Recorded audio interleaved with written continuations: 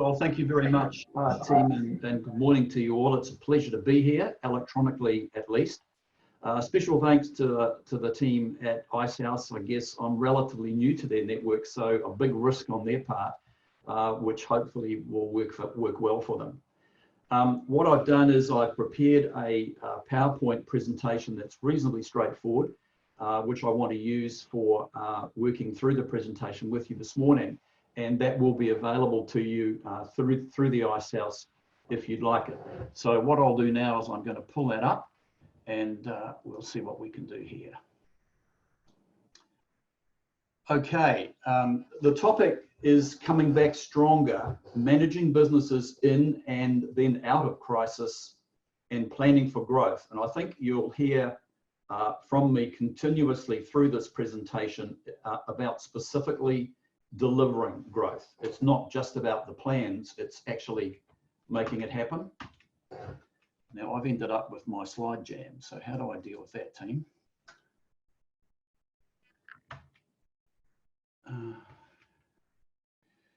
Let me just go out of the Just click on the slide and click forward again.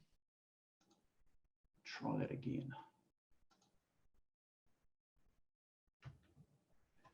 No, that's not going to work. There we go. By way of introduction, and I'd like to keep this light, I guess if you're like me, you may well have learnt some new things in these last 6 weeks. For me, the purchase of an espresso machine is probably going to be one of the best return on investments that we've done in our family. 6 weeks ago, I couldn't spell Zoom. And one of the experiments we've tried as a family is to use HelloFresh for our food for a few weeks, which has greatly enhanced my my culinary skills, although my wife may want to make some comments about that. But I think if you have a look at what's happened out there already, there are 2 extremes. If you're in the business of providing specialist PPE gear into the health sector, if you're a company that provides technology for offices for fit out at home, or if you're in some other field that's had a one-off benefit from the circumstances we find ourselves in, life for you is probably pretty good. You can't believe your luck.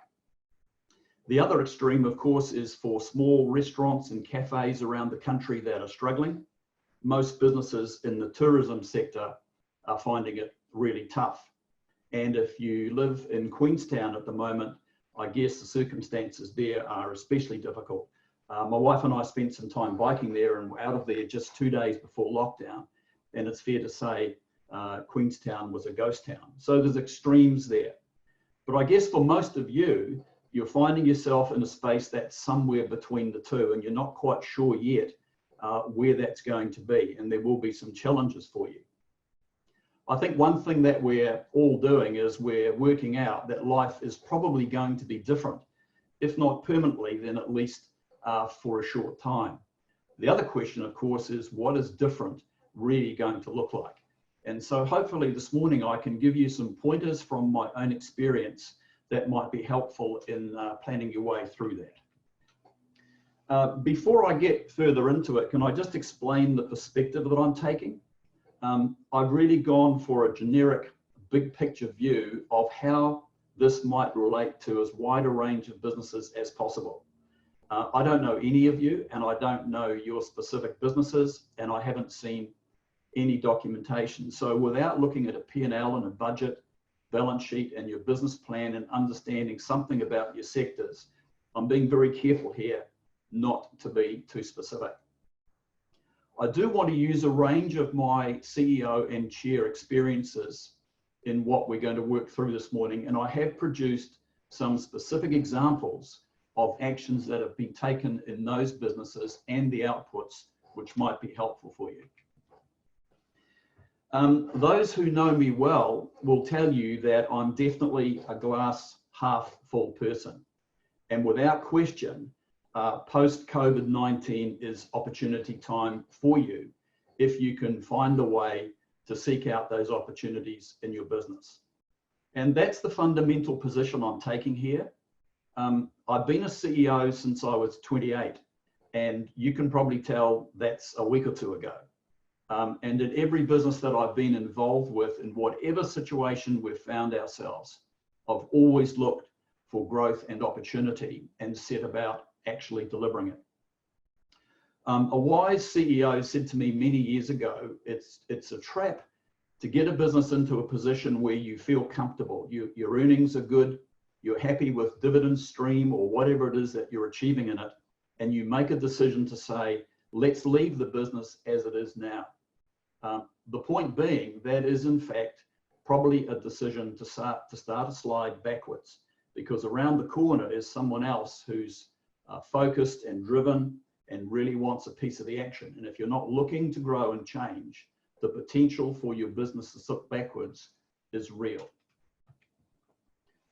I just wanted to give you a quick commentary about relevancy for me in terms of COVID. I guess I'm just trying to establish some credibility and let you understand that I've spent some time at the coalface in crisis. The smallest business that I've ever run in my life was one that my wife and I purchased in 1995. It caused us more grief than all the other businesses I've run put together. It was a manifestly successful acquisition. We borrowed $1 million from the bank for 10 years and we paid 70% of that off in 14 months. But over the course of 1 week, we were impacted from a curveball from way out left that knocked 40% of our revenues out of the business in 7 days. It had nothing to do with the business, it was factors outside. And that put the business into a situation where it generated significant losses for a couple of years. For me, those were definitely the hardest times in my career to date. There were evenings where I was worried about not being able to pay wages, and it was really tough. But during that period, we reinvented the business back to profitability in 2 years. I guess what I'm saying there, if business is tough for you over the next few months, I get it. I've been there and I really understand how difficult that can be and how hard it is to fight your way back out of that, but it can be done. There are some really positive impacts post-COVID. Unlike the situation I found myself in, this pretty much impacts everybody. Everybody in their boardrooms all around New Zealand right now is trying to work out what's happened, work out what level of businesses they will start with as they come back out of it, what the gradients of increases in revenues will be. And in this period, there will be potential market share opportunities for you from weaker, underfunded competitors who fail. And that's not pleasant, but it nevertheless doesn't change the fact that there will be opportunities out there for businesses as a result of COVID. The first key section I want to talk through with you is managing in and then out of crisis. It's really important that you get a feel as soon as possible as to exactly where you're going. What I suggest is that it's probably important to build a really straightforward short-term P&L and cash flow. It's pretty critical, especially around expense controls and cash management. And I'd focus personally on the period from now till Christmas until you get a feel for what the level of business is going to be. It doesn't need to be complex. Key items like revenues, margin, cost of sales, and expenses by month. Because nobody really knows where we're going to start and end here, I would be building 3 models. What you think is most likely, what a best case scenario looks like, and what a worst case scenario looks like. The beauty of doing that is it will give you either some frights that tell you you need to take some actions, or alternatively, it'll give you some encouragement that you're doing a little bit better than perhaps might have been expected. Everyone understands that on day one, that will very much be a best estimate. But it is likely within 4 to 6 weeks, you'll at least start to understand where your revenue line sits. There's thought out there in the community at the moment that there may even be a 1-month spike in terms of catch-up business that you may benefit from. But certainly around month 1 or month 2, you'll get a feel for where your revenues are sitting. And at that point, you can probably discard 2 of the models and start refining just 1 of them.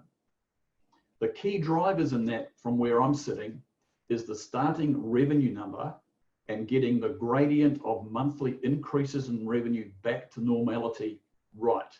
And that will be a progress that takes care of itself as time goes on. But the plan will alert you very, very quickly to any short-term actions required.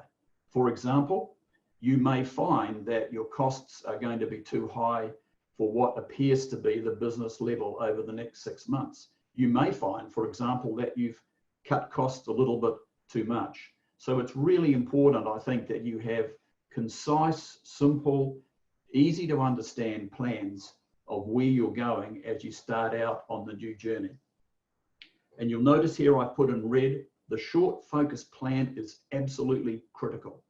But in this period already, you should be keeping one eye out for new opportunities. The business plan. I guess you've all got a business plan. And I'm presuming also that that now has been left in some doubt as to whether it's going to be relevant for the situation, at least over the next 6 to 12 months.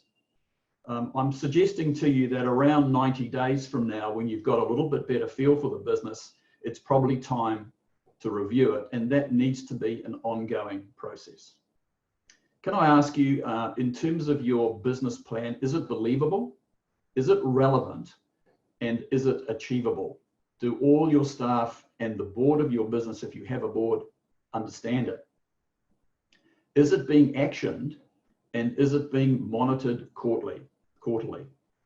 I think it's good practice that once a quarter, the executive team in most businesses should pull out the business plan, review it, see how you're going, and see just what changes might need to be made along the process.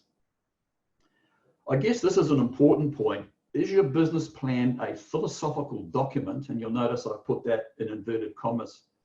Or is it a concise, relevant, and meaningful plan that has quite specific delivery outcomes? I saw a business plan a couple of months ago, and without question, it was the most impressive document I've seen. It was probably 150 pages. It had every possible color graph and spectacular piece of artwork in it to demonstrate points. It was full of philosophy, and it was full of Winston Churchill's quotes. But when I looked at it in terms of what the specific delivery outcomes, there were none to be seen. To me, it looked like a document that was good for putting in a glass cabinet in an office wall somewhere, and its relevance stopped there. It was impressive, but in terms of specific deliveries, there was very little. So the question is, in your business plan, do the delivery requirements drop straight down into your budget document and your cash flow? For example, if you're planning to put on a new product and possibly some additional sales team to cope with that, does the cost of those new components slide into the budget document, and does the revenue stream from them, perhaps even at a later date, appear in budget and cash flow as well? Business plans that are really effective need to be monitored, they need to be meaningful, they need to be well communicated to board and staff, and they definitely need to have specific drop-down requirements into your financials. It's really important at times like this that we communicate openly, especially with our staff. I think if you've been reading the newspapers in recent times and the figure of 100,000 unemployment comes up, your staff have got much credit with you there at the moment. They want to help you. And I've found over the years that communicating openly in different forms with staff is a really, really important thing to do in these times. Communicate openly with your creditors and all your key stakeholders. You may need their help at some stage. Especially communicate openly, early and transparently with your bankers. They don't like surprises, and in my experience, they are good time friends. When you're dealing with your banks, be conservative, and if things change, tell them before they tell you. Communicate also openly at all time with the board if you have one, because they also don't like surprises. I guess identifying key short-term growth opportunities and setting out to expedite them is something that you'll want to focus on as soon as possible to make the most of the opportunities that are coming your way. Firstly, low-hanging fruit growth. You may have projects in your current business plan that are relatively cost-efficient and easy to implement, which would give the business some additional go forward in a competitive environment. In other words, things that you can add easily to your business that you may have been thinking about for some time, that if you can find a way amongst the cost cutting and the careful strategies, if you can start implementing some small go forward projects that will give you some edge out in the marketplace, then this is the time to at least start thinking, preparing and planning to do that. Can I give you my first example of that? In 2011, I took on the role of Chief Executive at the Apprenticeship Training Trust, an organisation at the time that employed 130 apprentices in the plumbing sector and placed them into businesses at a margin around New Zealand. Most of the KPIs in the business were trending negative and an urgent restructure was required, and I'd only been with the business a couple of months. We worked out that we needed to cut around 200K of cost out of the business, and it wasn't going to be that hard to do that without pain. But what we did do is we found a way to increase the cost savings to 300K with very little pain, which effectively delivered 200K of cost savings and freed up an additional 100,000 for required strategy to drive growth. That $100,000 was effectively the 6 months cost for the balance of the financial year to employ a field-based national sales and marketing manager and a marketing graduate, both new roles, to drive front-end growth. So in other words, we effectively saved more than we needed to so that we could immediately put investment back into some front-end drive rather than just ending up with a cost-cutting strategy to enhance the bottom line. Can I tell you that at December 2018, annual revenues in that business had increased from 5 million to 20 million in 6 years. And that strategy that I've just explained to you, reflecting back on it, was the initial cornerstone component that set us out to achieving that performance. So I guess I'm saying to you, are there things you can do in your business that are easily identified and which, in addition to saving you money and cutting costs, makes room for some investment in go forward in the business as well? If you can do that, that's really important. The other thing that you can do is accelerate new project research. In some ways, this reminds me a little bit about what's in the press about fast tracking of vaccines for the coronavirus. I guess nobody's going to take shortcuts, but certainly everybody's trying to get there very quickly. And I wonder if in your business there are projects that you're thinking about that need to be researched thoroughly, that can be fast tracked with a quicker approach. Part of that research can be done as a cost pilot program, a low cost pilot program. In other words, you complete the research you need to do to get the project away, but the final part of the research in many ways is actually done as part of the implementation of the project. So you might be able to make a small investment to enable you to complete the research, but what you're doing is actually starting work on the project as part of the pilot. Critical in that is you need to have a quick, easy, low-cost exit strategy if it doesn't work. In other words, if you go down that route and it's not working out the way that you hoped it might, it's important that you can exit it quickly at little cost. I want to give you another specific example of a project acceleration example. In 2014, ATT's revenue had doubled. And that was on the way from $5 to $20 million. And we decided after some thought, we would take our established product into a completely new sector, the electrical sector. We undertook a short, sharp research project that showed we had many similarities to our core business. It probably wasn't as thorough as we would have done from cold, but it nevertheless was a significant project. We moved quickly after that with a low-risk pilot program. It required employing one new staff member, which was a hand-on field sales manager in the electrical division. If the pilot project had failed, that person would have been integrated into the growing PGDR division. So in other words, we'd done the research, but the final trial and error was left to us actually working the program in the field to find out exactly how it would work out. The outputs of that, in 2018, the electrical division had contributed an additional $3.3 million per year to annual revenue. So a short, sharp research project supported by a field-based pilot program delivered great results for us. I guess one of the opportunities for you is sitting around acquisitions, mergers, and strategic alliances, and this is a little more complex.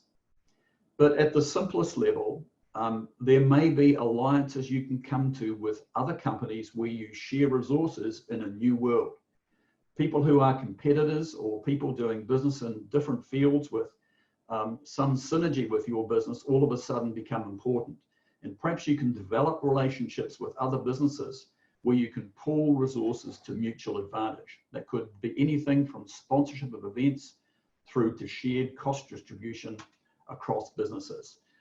That's a subject that I think needs specific detail and investigation, but there are probably opportunities for you to team up with other organizations to your mutual advantage. Actively seek out acquisitions or mergers. Can I ask you a frank question? I don't know you, but as you come out of COVID-19, how strong is your balance sheet? And how strong are the balance sheets of some of your competitors? Maybe it's an opportunity for you to acquire someone else's business. Maybe it's an opportunity to back your business into another party's. The advantages of doing that is to add high quality additional customers. You can bring in high quality people resource from another business, and you can bring in additional products into your product suite to enhance your business. Some of those products might work wonderfully in your existing distribution channels. And all of that brings additional revenues into your business with minimal new cost. And you can reduce joint costs, e.g. back office costs. So I wonder, as you're thinking right outside the square, is there an opportunity for you to acquire another competitor or to back your business into theirs, to merge with another one to bring strength to both organizations? My final main topic is governance, accountability, and you. And I guess in these times, governance in one form or other becomes really, really important. And where does governance that's independence sit in your business? Do you have a board, and do you have regular board meetings? Boards don't have to be large and expensive. In some businesses, a single person external board member works very well. And can I give you another example there? Back in 2003, the 3 senior executives of a company called Cymex, which had revenues of 11 million, wanted to put together a management buyout from the existing owner, which was completed with the help of the ANZ Bank. I ended up in that board as the bank's representative there to assist them with growing their business. And there was only one director, myself. The other 3 board members were the 3 shareholders. That business grew from 11 million in 2003, and when we sold it to a public company in the UK in 2018 for $73 million, and that's on public record, by the way. The business's revenues had grown from 47 million. So just one board member was sufficient in addition to the shareholder directors. So it's not difficult and it's not expensive to set up a board in your business. In addition to providing governance and accountability, boards provide a balanced resource around strategy and all the big picture important drivers in the business. And boards present an excellent sounding board for the CEO on a wide range of subjects. Can I ask you on my favorite subject, whether you're accountable? And look, I need to be transparent and honest there, don't I? And I can tell you that in my life, I've chosen to be accountable for me to be the best that I can be. I'm accountable to my wife for my personal standards and the way that I live my life.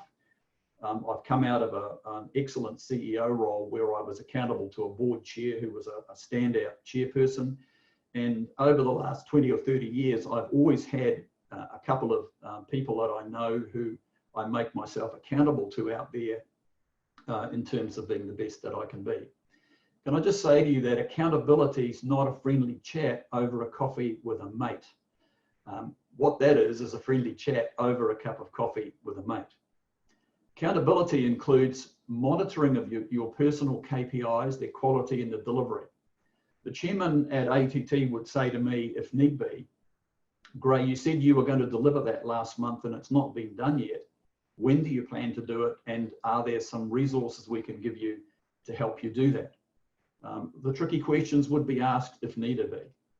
But accountability also takes cognizance of who we are personally. The ATT chair would say to me, how are you doing? Have you had your holidays? How are things with you generally? So accountability has a major positive impact around our personal space. It also delivers encouraging commentary when we excel at something.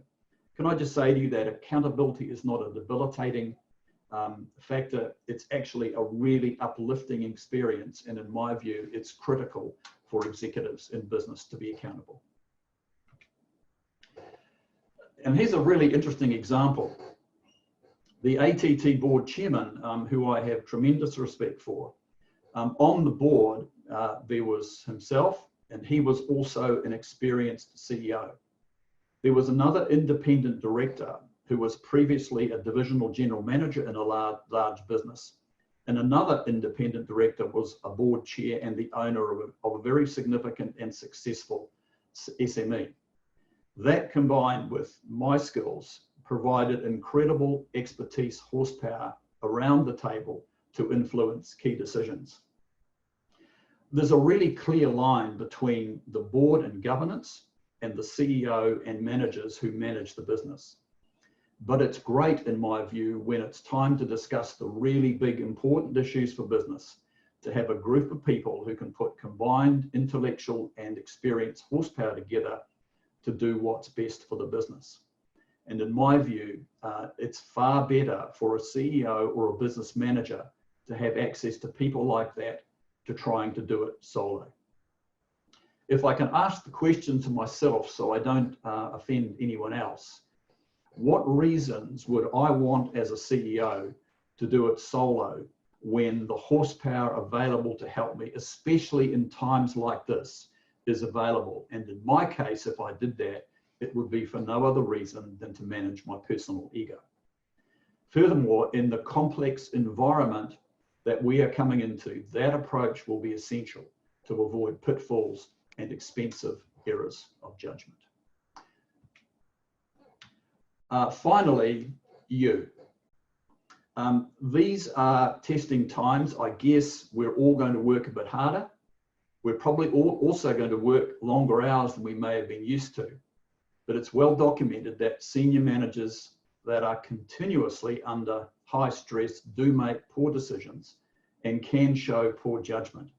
It's more about making sure we're not in high stressed environments for a long period of time. Therefore, it's really important to invest in our personal free time, exercise, family, balanced life, and we need high quality accountability mechanisms.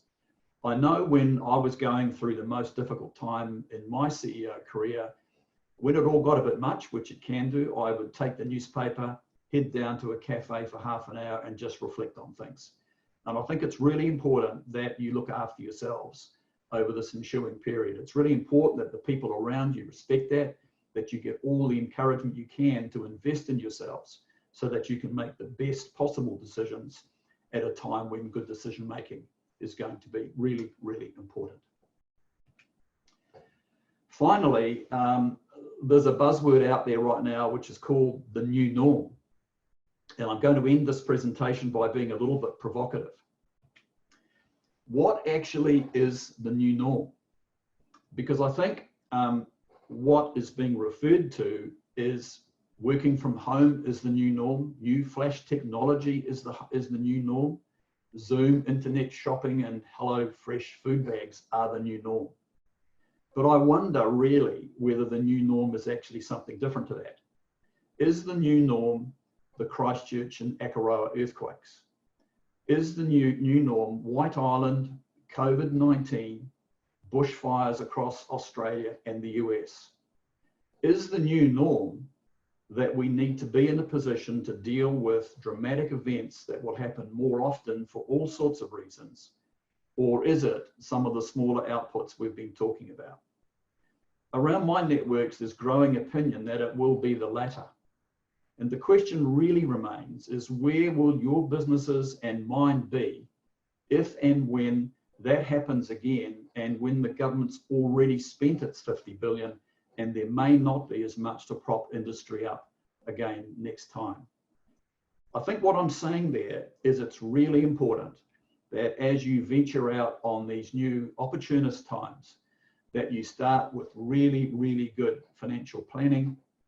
You really understand some of those disciplines in your business, but all the time you're starting to think about the growth opportunities that are going to come for you if you're well prepared. Because the stronger that you make your business now, the better you'll be placed for the opportunities and any more challenges that come at us. Finally, good luck. I guess whether you're finding things wonderful out of COVID-19 or things are tough for you, it's probably got very little to do with the competencies on display in your business. It's all been luck, hasn't it? That we've found ourselves in this situation is something we probably couldn't have expected, and maybe we couldn't have planned for. So around everything we do in business, there is an element of luck. So I wish you the best of luck, and with whatever you're doing in your businesses, whatever that might be, I hope it goes well for you, and I hope that this is a time of great opportunity for you in the future.